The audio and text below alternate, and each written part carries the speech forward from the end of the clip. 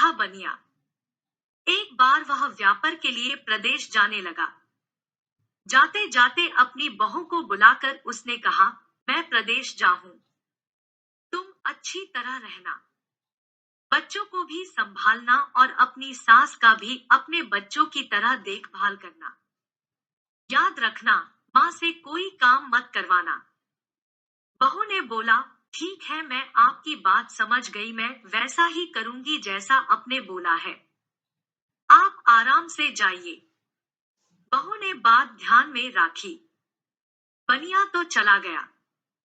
बहू ने दूसरे ही दिन मांझी से कह दिया, मांझी, आपके बेटे मुझसे कह गए हैं कि माँ को अपने बच्चों की तरह संभालना और उनको कोई काम मत करने देना। अब आप घर का कोई काम मत कीजिए। आप तो इन बच्चों के साथ खेलिए, खाइए और मौज करिए।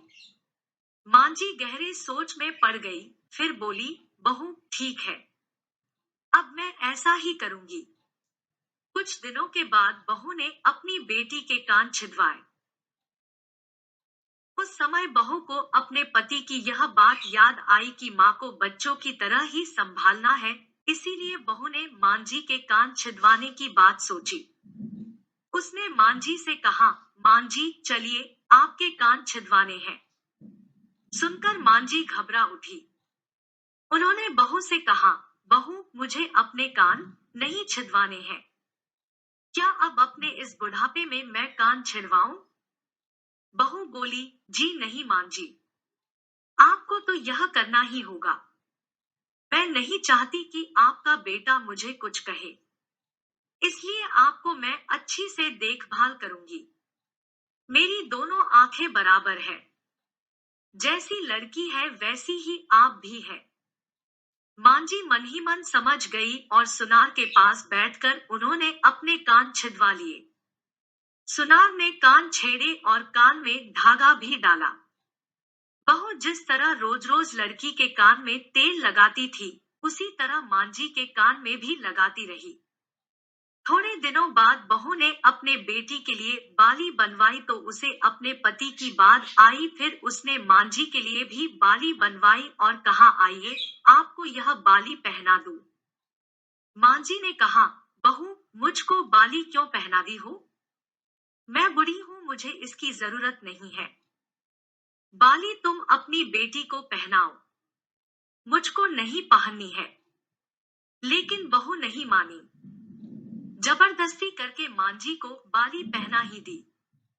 इसके पश्चात मांझी छोटे बच्चों के साथ अपना मनोरंजन करती, घूमती, खेलती और कई तरह के मौज मस्ती करती।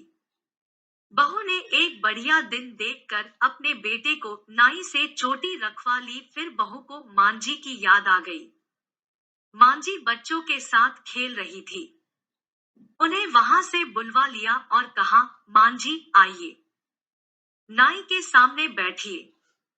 अपने लड़के की तरह मुझे आपके सिर पर भू चोटी रखवानी है। जब गोविंद के चोटी रखवाई है, तो आपके क्यों न रखवाऊं? इसलिए आप जल्दी आइए। मांझी ने बहू को बहुत समझाया, पर बहू तसमस न हुई।